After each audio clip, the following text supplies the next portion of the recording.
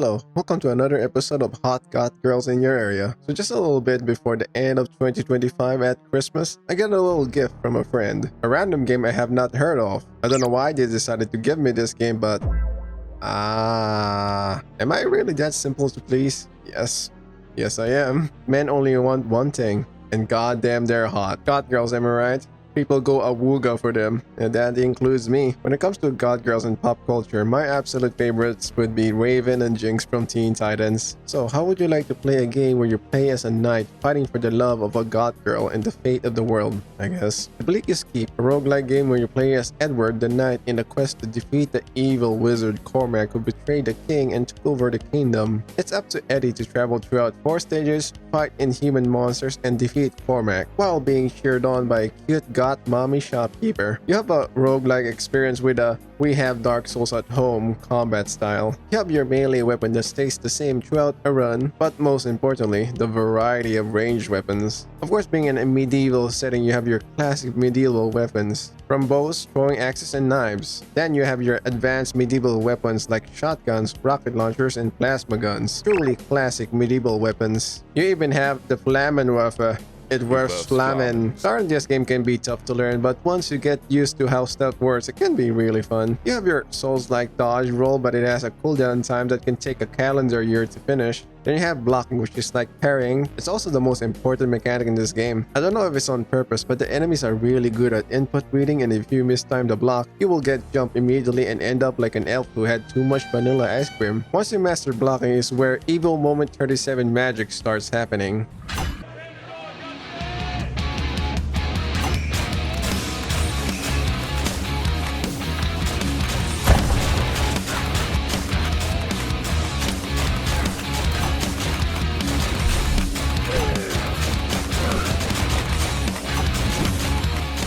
Like any other roguelikes, you get weapons, items, and upgrades from Chess or Juliet, the local goth shopkeeper. Sadly, like any other businesses, the more you progress, the more her prices for items rise. Like a second-hand Fumo who hasn't got a re-release in years. Mailing Fumo will get a re-release this year, guys. Trust. You have fun upgrades like automatically refreshing your dodge and reloading your weapon when you block an attack, or you can get ammo when dealing melee attacks. There's also special attacks to which you have a variety to choose from, but I'll talk about just the two I mostly use: the kick and parry. Kicking is your default special attack where you kick people. It's great for crowd control when you're getting jumped like in the doujinshi. At higher upgrades you get more damage with it.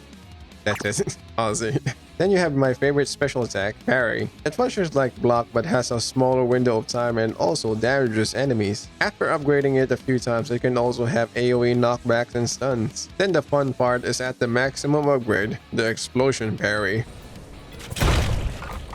Out of all the games that has parrying, this has to be the most cathartic reward for parrying ever to me. The parrying and block sounds just gives you that dopamine in general, honestly. Other than that, you have a melee weapons that's unlocked later on. Longsword has slower attack but deals more damage and gives you much more iframes when blocking, but it also gives you less maximum HP. The mace makes your weapon hit like a toy hammer, but you get more starting HP and lucky hit at the start. You also have faster dodge cooldown. This weapon is honestly the most dog shit weapon in the game, not gonna lie. Finally, you have Fisticuffs, where it has zero range but has fast attack. It rewards blocking and rolling a lot since you deal more damage when you block and knock back enemies when you roll. Definitely difficult but fun to use and my favorite since I like punching in video games. As for enemies, you have the standard zombies, skeletons, banshees, trolls, and this fucking annoying piece of shit. Once this dude takes flight, he just becomes a heat-seeking missile that tracks every movement I go through. For the 4 bosses, you have King Edgar who fights with the same moveset as Eddie, Big Spider where you fight in the darkness 90% of the time, the Bitch Queen who goes invisible and is great at using neutral special, and finally Cormac, who's great at casting the strongest spell.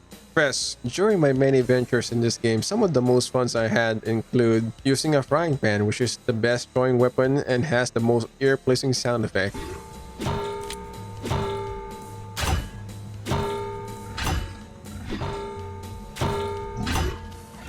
Or saving enough weapon parts for a rocket launcher to abuse on mobs and the spider. That is until it breaks. Then there's the time I use a hand cannon the pirates use where it looks like the recoil alone is gonna dislocate one's shoulder. My first successful run has me fully upgraded parrying the life out of everything, including Cormac. Or maybe you're an avid gacha gambler like me, then the luck revolver which explodes on a 20% chance would be perfect for you. If you have shitty luck, then there's luck potions to drink. After drinking luck potions, you can watch the bosses milk like pudding. My favorite run is with luck revolver and fisticuffs. At the end of this run, my gun broke, so you know what that means. Punch out with Cormac.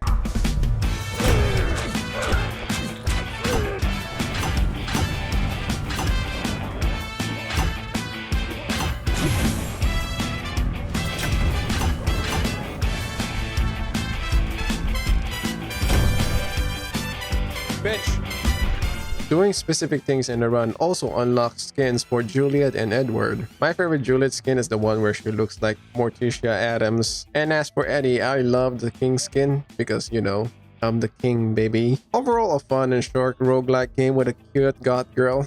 I've been so addicted to this game that I started speedrunning it, going for a goal of sub 10, starting slow and steady with a short video today to start out 2026. But I had fun with this game. If you like more stuff I just shout, do subscribe and like the video and all that jazz. Till then, I'll see you guys on the next video. Bye.